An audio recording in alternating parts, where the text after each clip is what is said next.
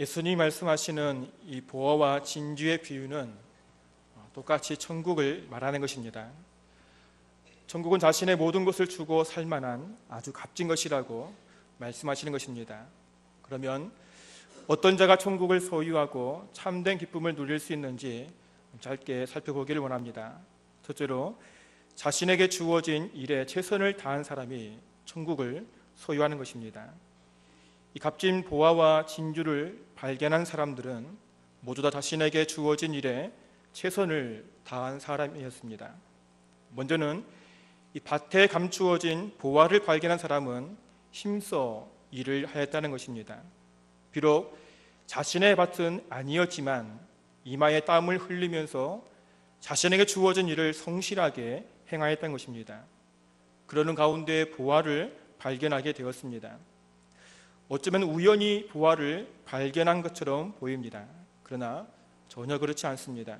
우연이 아닌 자신의 노동의 대가로 받은 것입니다.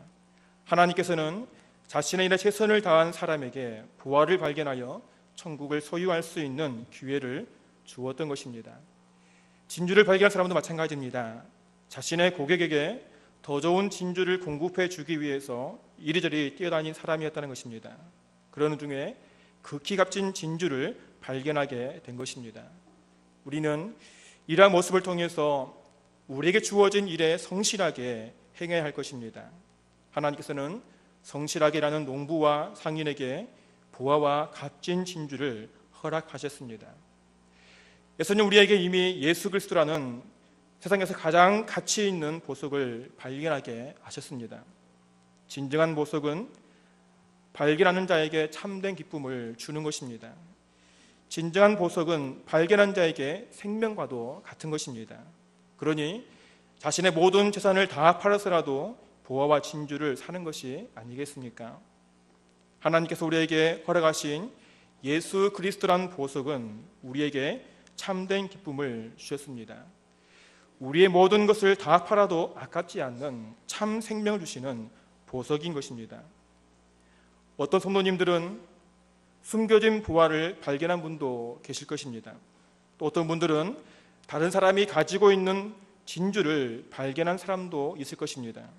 그러나 중요한 것은 자신이 예수 그리스도를 발견하여 믿었든지 아니면 어떤 사람에게 전도를 받아 예수를 믿었든지 중요한 것은 보석을 발견하도록 허락하신 하나님의 은혜가 있었다는 것입니다.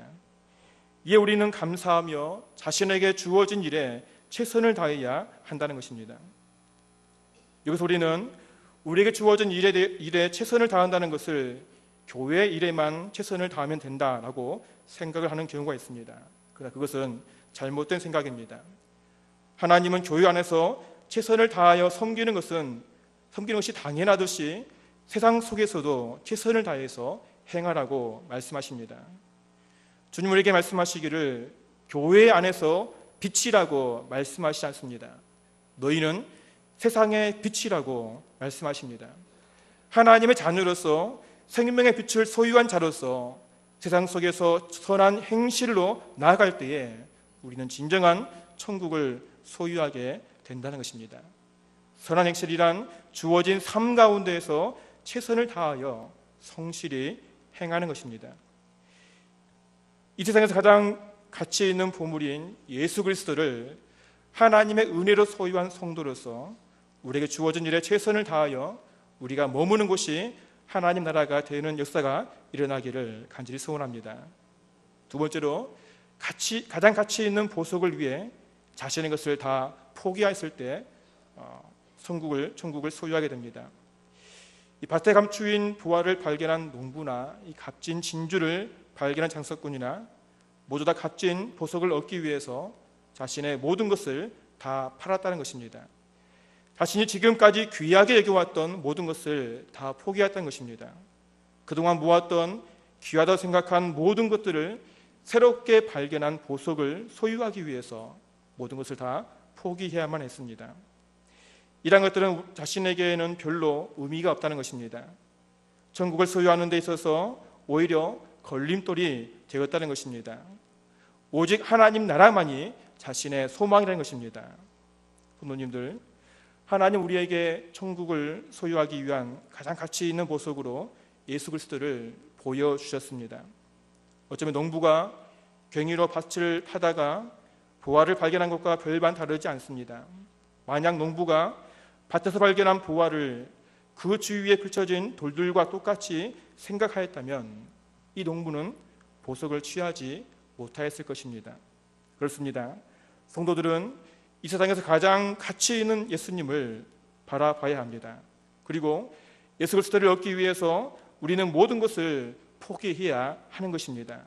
그러나 세상 사람들은 이 세상에서 가장 가치 있는 예수 그리스도를 바라보지 못하였던 것입니다. 예수가 아닌 세상의 물질을 바라봅니다. 명예와 권세를 바라봅니다. 그래서 그들은 자신의 것을 포기할 수가 없는 것입니다. 부모님들은 무엇을 포기하였습니까? 부모님들이 지금까지 보석처럼 여겨왔던 것을 다 팔아서 예수님을 샀습니까? 아니면 아직까지도 세상의 것에 마음을 두고 망설이고 있습니까?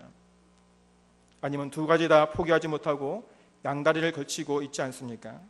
우리는 중요한 결단을 해야 합니다. 주님 우리에게 분명히 말씀하십니다. 두 주인을 섬길 수 없다라고 말합니다. 우리가 세상에서 가장 가치 있는 보석인 예수 그리스도를 소유한다는 것은 세상 것에서 모든 욕심을 내려놓는 것입니다. 내 생명을 하나님의 것으로 인정하고 하나님만 바라보면서 사는 것입니다.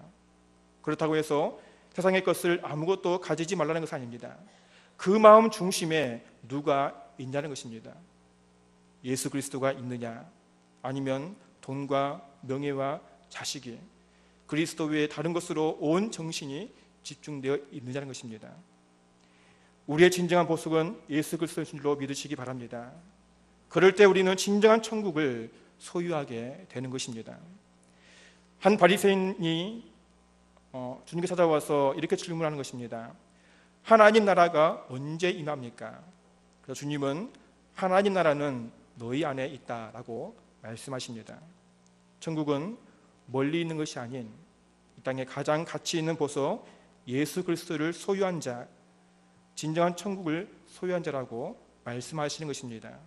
그러기 위해서는 우리 모든 삶의 중심을 주님께로 향해야 하는 것입니다.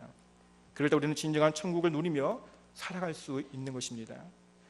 혹시 아직까지도 예수님이 아닌 다른 것을 찾고 있다면 그것이 무엇이든 지금 다 내려놓으시기 바랍니다.